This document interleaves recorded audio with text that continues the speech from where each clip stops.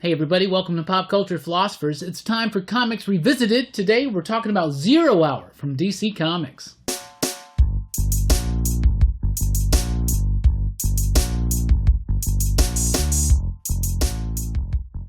That's right everybody, thanks for checking out the video. I am Rockin' Robbie Billups, this is Jelani, Bullard. And we are Pop Culture Philosophers. We're here to talk about Zero Hour Crisis in Time from DC Comics. Here on Comics Revisited, we'll throw links down below to the trade paperback if it's still available. There's a really nice omnibus edition that has all the tie-ins and all that stuff together in the correct order, and that's really cool. Zero Hour here on Comics Revisited. One of our crisis books. The penultimate issue or episode Really? of Comics Revisited Season 2, Jelani. Awesome. So we're nearing the end. This is your Very final close. episode. Mine We're very, episode, yeah. very excited. Anyway. So Zero Hour. Zero Hour to me is a lesson in hubris because me and Jelani at the beginning of this season did a video on Crisis on Infinite Earths and it had a nice response. So we said, let's do all 7 Crisis events. Yeah. All 7 official Crisis events. This is it. Let's do it. It was the closest thing to cool we thought of at the time. Yeah, and that's still a great idea. Still an idea. It's still a great idea. Yeah. We're still doing it, and it's a great idea. But the problem is that we have to do all of them. Zero Hour. Zero Hour to me is not the greatest book. Let me get into the history real quick. This book came out in 1995. It was written and penciled by Dan Jurgens with Jerry Ordway doing the you could say inking, but it was finishes. Yeah. So it's a little bit more involved than just inking. Artistically, the book is fine. It's great. Yeah. It really looks does. Great. This is a sequel to Crisis on Infinite Earths. It's the second DC official Crisis. Right? The main crux of the DC universe as far as retconning, rebooting, doing everything they want to do with a series for DC, because the continuity, even by this point, is just massive. Yeah. There's so many books. There's so many different characters that have so many different alliterations. Yeah. But it's just, and so they try to clean all that up in Crisis on Infinite Earths, and there were some dangling things left over. Hawkman mostly. Yeah. A little bit about Hawkman. The JSA, their timeline, how they were.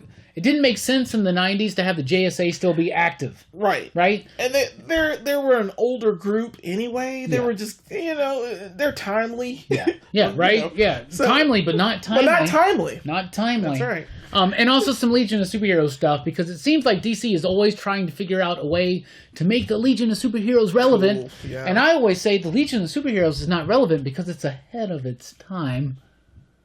But don't bump. Anyway, no, because of the John Byrne Superman stuff, after the post-crisis John Byrne Superman stuff, there's no more Superboy.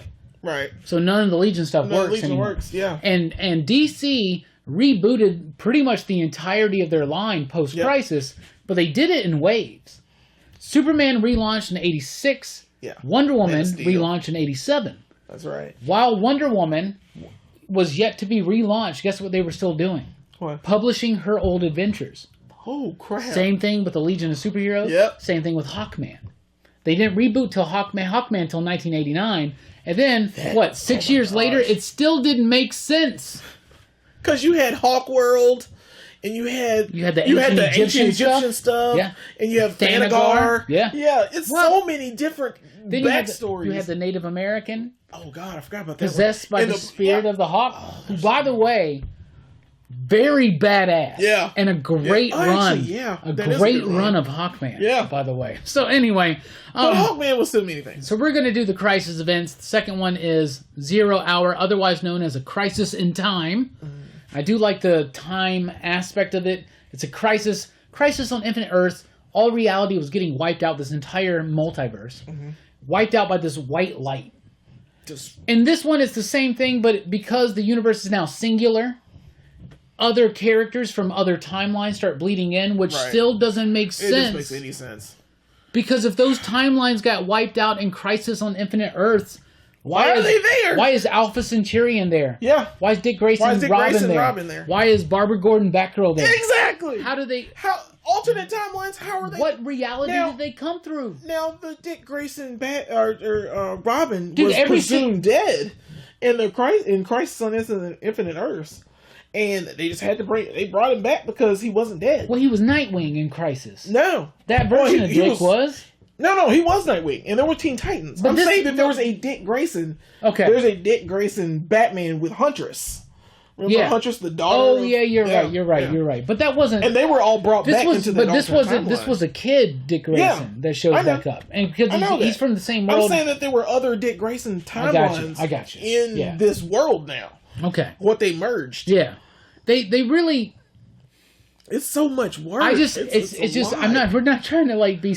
We're very positive here. We're positive here. Philosophers. But it doesn't make sense to me why these other characters from alternate realities show up when it's just so... they don't exist. They don't exist. The concept of hypertime hadn't been come up with yet. Not at all. But I guess hypertime was actually used to explain it. Whatever. Let's go forward. It's just a little bit further. And you see how confused we were when we read this book. There are basically 7 crisis events. This has been confirmed in the early issues of Young Justice by Brian Michael Bendis, and regardless of what you think about the Young Justice by Brian Michael Bendis, I mostly think it sucks. I think that this is a very spot-on observation. There's 7 major crises in the DC universe. Infinite Crisis, or the Crisis on Infinite Earths. 0 Hour, right? Okay. Then we go into Infinite Crisis. Yeah, Infinite Crisis. No. Yeah, Infinite Crisis. Yeah. Final Crisis. Final Crisis with Flashpoint. Yeah. Convergent. Wait. Flashpoint's a crisis event. Really? Yeah. Oh yeah, 52. New 52. Yeah, New 52. That's right. Convergence. Okay. And Dark Crisis, which is Dark Metal. Dark Knight's Metal. Wasn't it? Metal's the Dark Crisis. Okay. Time Crisis. It goes. This is the Time Crisis. Okay. It's related to time. This book could have been way better than it actually is. A lot better. Artistically, it's fine at times because it really does pay a lot of homage to George Perez's artwork. Mm-hmm. At times, mostly in the beginning. But it kind of feels rushed and thrown together. It does. And it's 5 issues, and one cool thing about it is it started with issue number 4, 4 and it went backwards 3, all the way to 0. It's because it's 0 hour. And I was mad when I was a kid when I actually bought this book. Yeah. That it started at 4, because I was like, wait a minute. It can't start at 4. Yeah. We thought it was cool too because you get the white covers for. You got the white cover in issue 0. And it was cool to have that. But I mean, it's still cool to have it. It's still cool to have. By the way, you can buy all these issues of 0 hour pretty much still at cover price, if not below, at your local comic shop. Yeah, that's correct. Across the country, to be honest with you, the main story involves a villain named Extant, who was formerly Monarch, who was formerly Hawk of Hawk and Dove. Goes crazy. Yeah, pretty much. Winds up with extra powers as Monarch, then gets time travel powers and becomes Extant. Yep. Gets a better costume as he progresses, to be honest with you. Yeah. From Hawk to Monarch to Extant, the costumes definitely get better. But he has this whole thing and he wants to rewrite the universe. History, yeah. And he's got an unknown benefactor. It's kind of like Great Expectations by Charles Dickens, but not quite so verbose and long. And I don't like Great Expectations, but 0 hour to me makes Great Expectations. I like Great Expectations. Cool. I don't. It's Miss Havisham is a beast. Yeah, she was. It's very draggy. Yeah. To me. Anyway, this book is okay. Extant gets a better costume. He's trying to erase time, reboot it or something. And the reason why it's a time crisis is because the Annihilation Wave. Whoa. No, it's not the Marvel Annihilation Wave, but this wave of mutilation starts in the past, and then in the future, and it goes backwards conveniently to the 20th century in 1995 as we're reading this. But of course, whatever. So, the JSA. These are some major things that happen. The JSA show up. They fight Extant. And they get their asses kicked. Jelani, tell us about that. They get their asses kicked to the point where Extant steals the powers of Wave Rider. Wave Rider was the main protagonist in the Linear Men. The Linear Men. They're outside of time. And they're outside of time in a bubble. And they find out about Extant. Not Extant. They find out about the Linear Men are there to preserve the timeline. Yeah. So they have major powers. They're outside of space-time. This is a Dan Jurgens idea. Right. So, of course, he brings it in. They're after Monarch. Yeah. And they bring in Wave Rider to help find him. Yeah. And that's how his power is drawn from Extant. I guess Monarch takes the powers from Wave Rider and becomes extant. I really like the way that happens because Wave Rider comes into contact with extant with his own powers before it even happens. Right. So that's cool, but really none of that matters. Because of the power, because of the power he turns into extant, he uses the time powers to attack the JSA by aging them. Because the JSA is basically a 40s based team, and they have this power barrier against them that helps them not age. Yeah. They don't age. Because they should be like 80-something years old or dead, basically. And that's what Extant does. He fights them all and just takes away that power.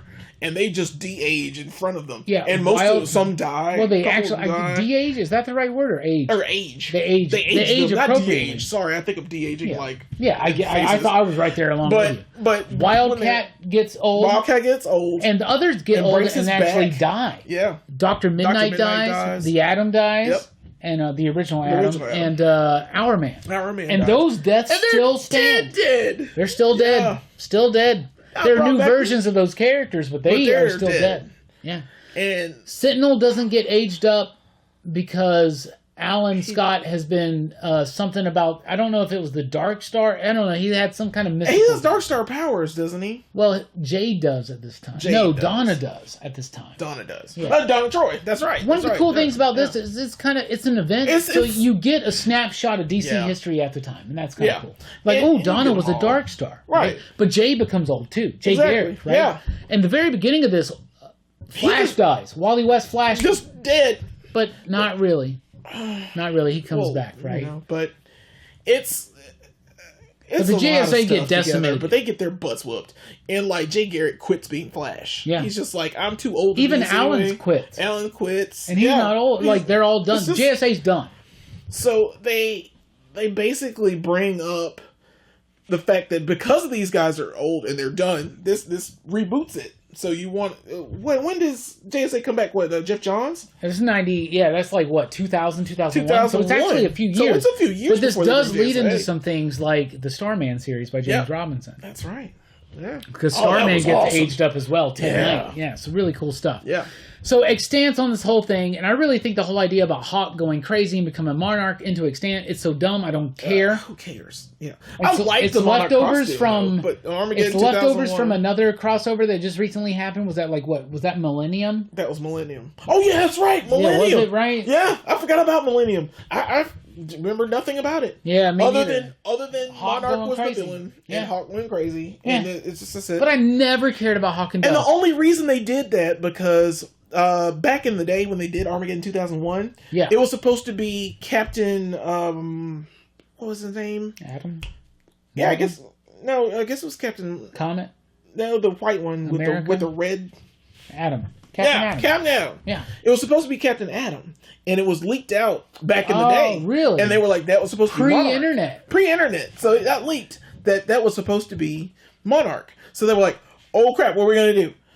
We need to hurry up and make a character become Monarch so we can have someone. So they went with Hawk? They went with Hawk. By the way, he's just a meathead. He's just a gigantic meathead. He really is. And he was a dumb character in Armageddon 2000. I read all the Armageddon 2001 stuff. Was he in Millennium? Yeah, that's where. Okay. Yeah, he was in Millennium too. Is that where he becomes Monarch? Yeah, that's where he comes from. Yeah, well, no, that's not how he becomes. It's Armageddon 2001. Armageddon 2001 is how he becomes, or you find out. Monarch was a character basically that went back in time. Or sorry, he wasn't back in. Yeah, he went back in time and killed the entire DC universe. He killed everybody. What story is this? This is Armageddon 2001. See, I've never read that. Yeah, this is probably before. Yeah, this is before your time. This is a few years before, but it's before both of our time. Both of our time. Well, I was there too. Okay, you're right. Well, it was 1994. 94? 93, 94? I mean, I was reading DC Comics at the time, but it was really just Death of Superman and stuff like that. But Monarch was basically, he killed the entire DC universe. Yeah, and Wave Rider, he created Wave Rider, which is... So that's where so this Dan Jurgens stuff too? Yeah, this is Dan Jurgens. How was this not in my notes? How did I not find... Because I was like... This is why we do this. I swear I wrote it down somewhere in my planner. Like, find out when Hawk becomes Monarch, and I never did. That was Armageddon 2001. Okay. And you find out the the penultimate issue is a question mark, and it is a blank Monarch, and he pulls his helmet off, and you find out in the stories, in the story, that's when you find out it's Hawk, and it was supposed to be Captain Atom, and you're like, crap, because Captain Atom has enough power to do it, and they were like, how the crap does Hawk have enough power to do this? And he steals it from Captain Atom. That's so stupid. So it's so much work, but it told great stories. There were great issues. So that leads to Extant, and that leads to this. Extant. But it's not even Extant that's doing it. It's not at all. Spoiler alert. Hal Jordan. Parallax. So this is after Hal Jordan goes crazy. Coast City gets destroyed at the end of the Reign of the Superman. What is the Reign of the Superman? Reign of Superman. No. Reign of Superman, of course. But yeah, Emerald Twilight. Emerald Twilight. Yeah. Kyle Rayner shows up. Right. Hal Jordan goes crazy, kills pretty much almost the entirety of the Green Lantern Corps. Yeah. Takes on all their powers, becomes Parallax. Tries to recreate Coast City. Fails in his attempts. Destroyed, and where he's stopped by Kyle Rayner and some other forces. This is basically him coming back. That's like, I'm back. I'm going to remake the universe in my He's responsible for this annihilation that's coming from both sides of time towards the present day in order to create a new Big Bang and a new universe in which Coast City doesn't get destroyed, and his vision of what is heroic and right and just lives true in the universe, right? Right. And he's basically, this is him correcting himself. He wants it to happen this way. It feels sad in a way because Hal Jordan was really done wrong. I mean, in so many different ways. But he should have helped Superman. This is what happens when you don't help Superman. Well, he did help Superman. Are you talking about Reign of Superman stuff? I'm talking about the actual death of Superman. Okay. Oh, yeah, you're right. He wasn't there for that, was he? No, he wasn't. Nope. I really want that. Nope. It was just Bloodwind, Booster Gold, Fire and Ice, the useless Justice League. In fact, 0 Hour actually ended Justice League International and relaunched it as Extreme Justice. Yeah. Anyway, it's all Parallax.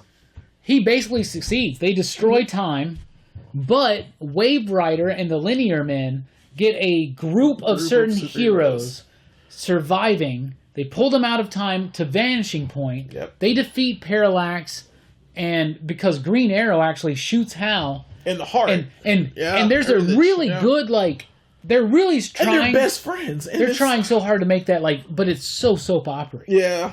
And of course, Hal Jordan gets better. Just like Arrow. Yeah. The true Hal Jordan redemption, though, really happens. It's very more nuanced to me in Final Night. Right. When he dies, he resets, sacrifices himself. Yeah. Yeah. I actually think Final Night's better than 0 Hour. I like the references to the Crisis and all that stuff, but whatever. Yeah. So this team that's put together by the Linear Men, Batgirl from the other dimension that shouldn't exist anymore because of the post-credits. Barbara Gordon.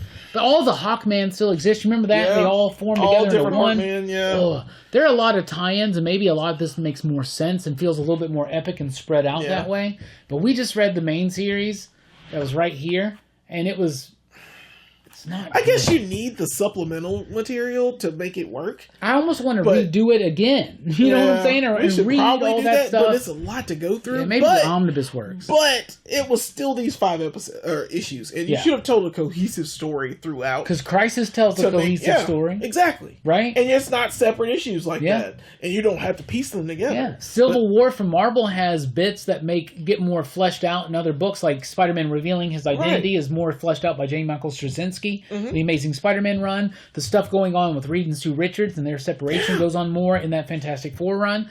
But Mark Miller still tells an entire cohesive story in 7 issues, right? That is not here in 0 Hour. Not at all. Crisis in Time. Man. It's almost like they didn't want to commit it to being a crisis by calling it 0 Hour. Crisis in Time. It's like 0 Hour! Crisis in Time. Well, 0 Hour looks cooler. And it sells more books. And it led to the whole Hollow. So anyway, this group of heroes, led by Mullet Superman, by the way.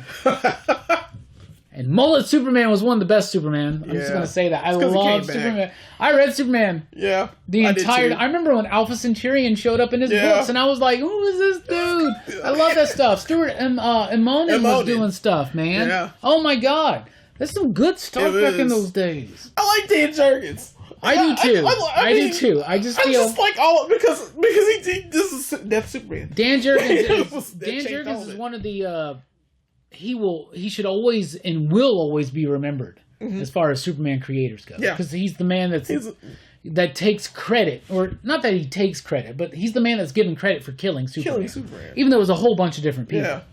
But the best and worst decision DC ever made. And I love his artwork. Yeah, and Ordway's finishes on it. It looks great. It looks like it should be classic. It's like a crisis. Like an epic crisis. But still, the story is just, what is that? But don't do an epic crisis if you can't deliver. If you don't have the space. They didn't want to commit 12 issues to this. They should have. They committed 5. But a crisis can be told in half the time. Infinite Crisis, I think, is so much better, so much more widespread. Yeah. I guess we're going to be getting to that one in season 3. Anyway, so these guys eventually defeat Parallax, and they themselves reignite the Big Bang, so the universe has to restart, and most everything happens as it did post-Crisis. Right. But some things didn't, just slightly changed in order to make some continuities make a little bit more sense. Mostly Legion of Superheroes not having Superboy there, right, and Hawkman. It seemed like the biggest deal was, let's fix the Hawkman timeline, which, by the way, they're still trying to fix today. The entire point of Robert Vendetti's run on Hawkman, which is the current run on Hawkman, is to fix the timeline. And he did a great job with it, by the way.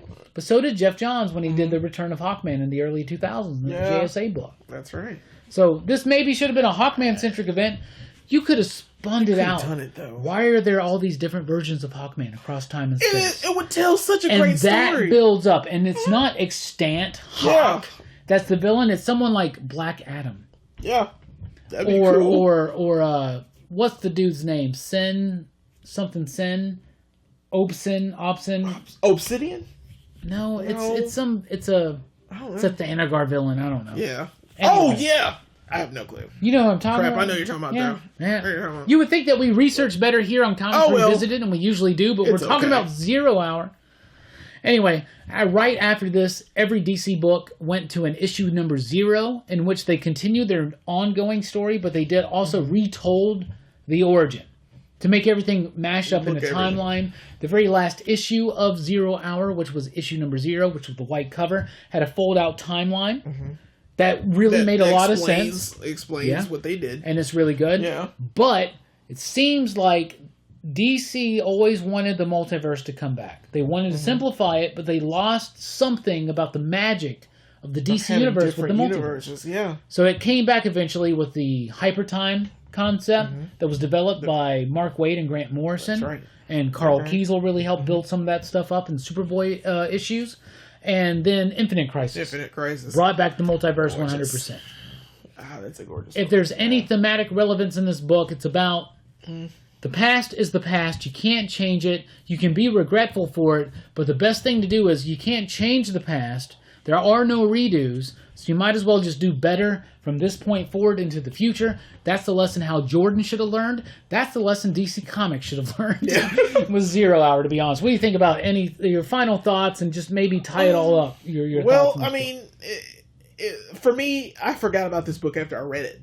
Yeah. I feel kind of bad about it because I'm going to take DC Comics with a grain of salt when it comes to their continuity, because they're going to have to work on that going forward, but because you want to tell all these stories and you want to tell all this stuff, but the problem is they're going to bump into each other. I would just make a book and have normal continuity come and go. No, but then you got people that get worried about continuity. It doesn't. How does this fit in? Just tell a story. Yeah, tell me a story. That's my view on it. Yeah. Tell me a good story. We'll figure out how it fits in later on. Tell me a story. Yeah. Who cares? Yeah. And you for example, great example, the DCEU or whatever they called it. All you need to do in this form is make separate films. You make separate films, not in that universe. And just make movies. If you do that well enough, then maybe eventually one day we can get another Justice League movie. Yeah. But they kind of screw themselves now because the MCU. Well, that's a different. That's a different one. Anyway.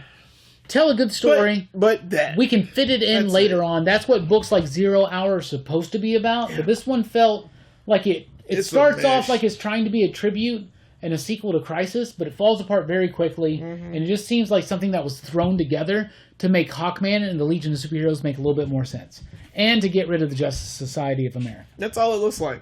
Yeah, I agree. Yeah, sorry. There you go. So, and once again, a Crisis event in which Batman does jack shit.